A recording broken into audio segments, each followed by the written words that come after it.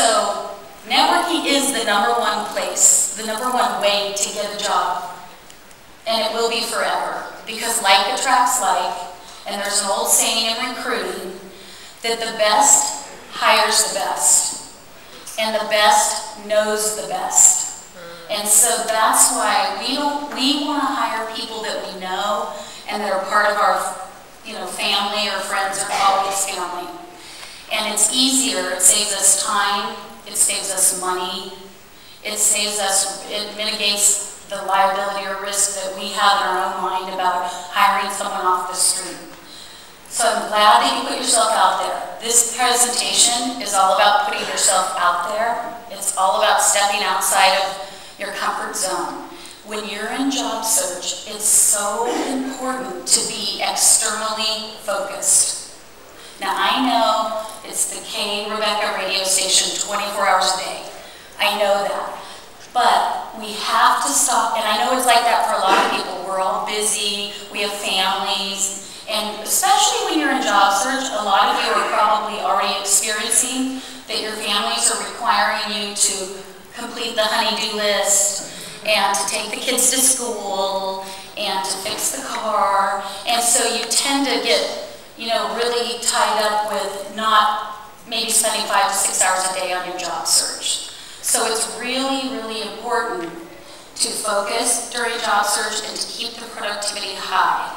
And it's important that wherever you go, you talk to people about what's going on in your life, especially about your job search. And I'll tell you why.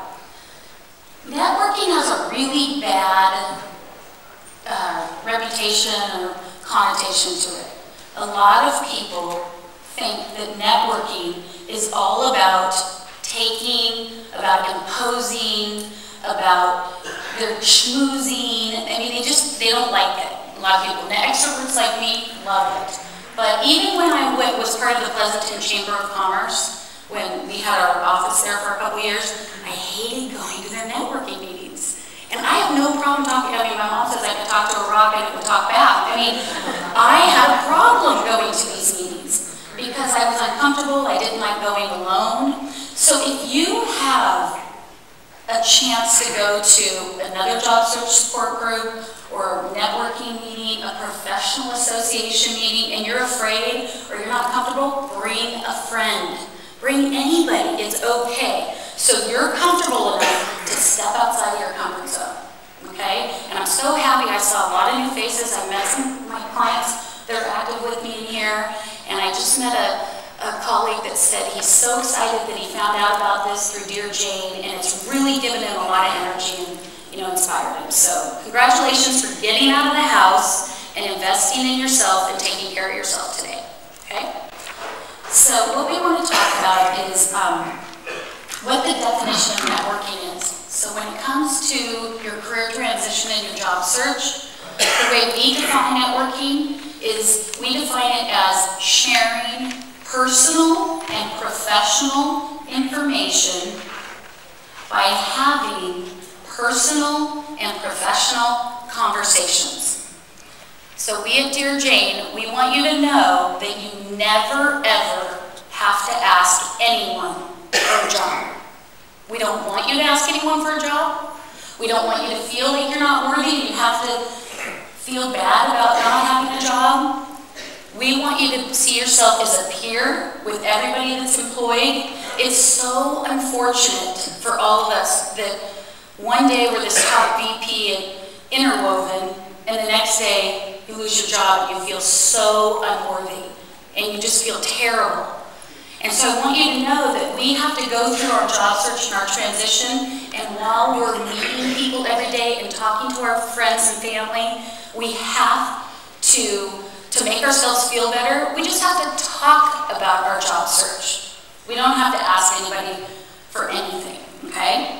Unless that opportunity comes, and then we'll talk about how to do that. The reason you need to network and you need to talk about your situation is because it's so important to get your own message out there. I don't want Julie talking to Dean and Doug about what I'm doing. I mean, she can't, I'm just using this as an example. I want Julie to introduce me to Dean or Doug if they're a new contact for me. And I just want her to say, Dean, would you please see Rebecca? She's interviewing right now. She's in a career transition, and she'd love to meet you, and I'm sure you could help her. That's all I want Julie to say to the person she's trying to introduce me to, because I want to get my own message out there. You know as well as I do that most of our family, our husbands, wives, friends, kids, they don't know what we do. They can't explain what we do. We're the only ones that can explain it, right? I can't tell you how many times I've been asked, what does a career coach do?